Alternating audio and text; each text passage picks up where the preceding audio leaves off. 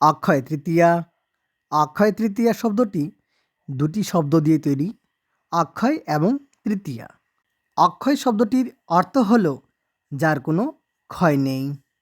এই শুভ দিনে আপনি যা দান করবেন, এই শুভ দিনে যে সকল পুণ্যকর্ম করা হয় তার অক্ষয় ফল প্রাপ্ত হয়। অক্ষয় তৃতীয়ার এই শুভ দিনে আমরা সকলেই সিদ্ধিদাতা বিঘ্নহর্তা গণেশ ভগবানের পূজা অর্চনা করে থাকি। এই দিনে ব্যবসা প্রতিষ্ঠানে হালখাতা করা হয়। প্রতি বছর বৈশাখ মাসের শুক্লপক্ষের তৃতীয়া তিথিতে পালিত হয় অক্ষয় তৃতীয়া। নমস্কার, ধর্ম সংস্কার চ্যানেলের আজকের পর্বে আপনাদের স্বাগত। আজকের এই পর্বে জানব 1433 বঙ্গাব্দে কবে পড়েছে অক্ষয় তৃতীয়া। এই শুভ দিনের দিন পঞ্জিকা, পঞ্চাঙ্গ, অমৃত যোগ এবং শুভ সময় হলো আজকের এই ভিডিওর আলোচ্য বিষয়। দর্শক বন্ধুরা, অক্ষয় তৃতীয়ার বিশেষ ধার্মিক মাহাত্ম্য রয়েছে, তা নিয়েও আলোচনা করব। তবে প্রথমেই জানব অক্ষয় তৃতীয়ার দিন, তারিখ, তিথি, শুভ সময়, পঞ্চাঙ্গ। দর্শক বন্ধুরা, 6ই বৈশাখ 1433, 20শে এপ্রিল 2026 সোমবার, বৈশাখ মাসের শুক্লপক্ষের তৃতীয়া তিথি এবং সেদিনই পালিত হবে অক্ষয় তৃতীয়া ব্রতম। তৃতীয়া তিথি থাকবে সকাল 10টা 52 মিনিট 13 সেকেন্ড পর্যন্ত। কৃত্তিকা নক্ষত্র থাকবে সকাল 7টা 49 মিনিট 50 সেকেন্ড পর্যন্ত। তারপর রোহিণী নক্ষত্র। সৌভাগ্য যোগ থাকবে রাত্রি 7টা 50 মিনিট পর্যন্ত। আর গড়করণ থাকবে সকাল 10টা 52 মিনিট 13 সেকেন্ড পর্যন্ত। সকাল 10টা 52 মিনিট 13 সেকেন্ডের মধ্যে অক্ষয় তৃতীয়া ব্রতম। স্নানদানে অক্ষয় পুণ্যফলম, অর্থাৎ স্নানদানে অক্ষয় পুণ্যফল প্রাপ্ত হয়। শৈত্যযুগেদ্যাহ স্নানদানাদি অনধ্যায়। ভোজ্য সহিত জলপূর্ণ ঘট দানে সূর্যলোক গমনম ফলম, অর্থাৎ ভোজ্য সহিত জলপূর্ণ ঘট দানে সূর্যলোক গমনের ফল প্রাপ্ত হয়।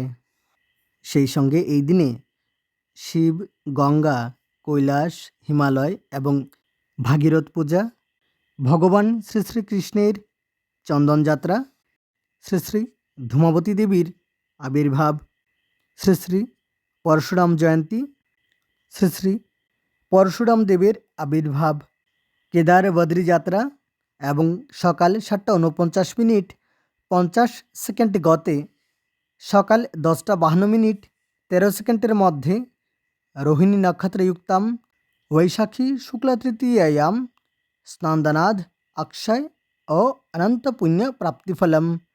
এই দিনে অমৃত যোগ থাকবে সকাল 6টা 45 মিনিট পর্যন্ত। আবার সকাল 10টা 14 মিনিট থেকে দুপুর 12টা 51 মিনিট পর্যন্ত থাকবে অমৃত যোগ।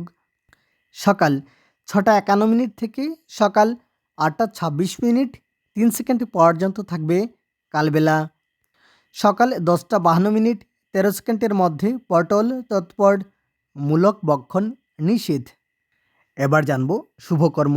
সকালে 6টা 51 মিনিট 13 সেকেন্ডের মধ্যে বিক্রয় বাণিজ্য, ধান্য ছেদন, গবাদি ক্রয় বিক্রয় আদি শুভকর্ম করা যাবে। আবার সকাল 8টা 26 মিনিট 3 সেকেন্ড গতে সকাল 10টা 52 মিনিট 13 সেকেন্ডের মধ্যে গাত্র হরিদ্রা, অভিরান্য, সাতবক্ষণ, নামকরণ, নিষ্কামন, দেবতা গঠন, বিপুণ্যারম্ভ, পুণ্যাহ, নাট্যারম্ভ, গ্রহপূজা, হল প্রবাহ, বীজ বপন, বৃক্ষাদি রোপণ, ধান্য রোপণ, ধান্য স্থাপন, ধান্যাদি বৃদ্ধিদান, ঋণদান, নবান্ন, জব শ্রাদ্ধ, শিল্পারম্ভ, ধান্যমর্দন, বাহন ক্রয় বিক্রয়, দীক্ষা, ঔষধকরণ এবং সেবন, শান্তি সুস্থয়নাদি শুভকর্ম করা যাবে। এবার জানব এই বিশেষ দিনের ধার্মিক মাহাত্ম্য। এই শুভ দিনে পালনহার ভগবান বিষ্ণুর অবতার ভগবান পরশুরাম আবির্ভূত হন। এই শুভ দিনেই রাজা ভগীরথ মাতা গঙ্গা দেবীকে মর্তে নিয়ে এসেছিলেন। এই শুভ দিনেই সিদ্ধিদাতা গণেশ ভগবান মহর্ষি বেদব্যাসের মুখ নিঃসৃত বাণী শুনে মহাভারত লেখতে শুরু করেছিলেন। এই দিনেই চন্দন যাত্রা শুরু হয়েছিল। এই দিনেই সত্যযুগ শেষ হয়ে ত্রেতাযুগের সূচনা হয়েছিল। এই শুভ দিনেই কুবের ভগবানের তপস্যায় তুষ্ট হয়ে দেবাদিদেব মহাদেব উনাকে অতুল ঐশ্বর্য দান করেছিলেন। এই শুভ দিনেই ভক্তরাজ সুদামা দ্বারিকা নগরীতে গিয়ে ভগবান শ্রীকৃষ্ণের দর্শন লাভ করেছিলেন। এই দিনেই দুঃশাসন দেবী দ্রৌপদীর বস্ত্রহরণের চেষ্টা করেছিলেন এবং ভগবান শ্রীকৃষ্ণ শরণাগতের পরিত্রাতা রূপে দেবী দ্রৌপদীকে রক্ষা করেছিলেন। এই শুভ দিনে কেদার, বদ্রী, গঙ্গোত্রী এবং যমুনেত্রী এই 4 ধামের দ্বার উদ্ঘাটিত হয়েছিল। এই শুভ দিনেই পুরীতে ভগবান শ্রী শ্রী জগন্নাথ দেবের রথযাত্রার রথ নির্মাণ কার্য শুরু হয়। এই শুভ দিনেই দেবী অন্নপূর্ণা আবির্ভূত হন। তাহলে আজকের জন্য এ পর্যন্তই।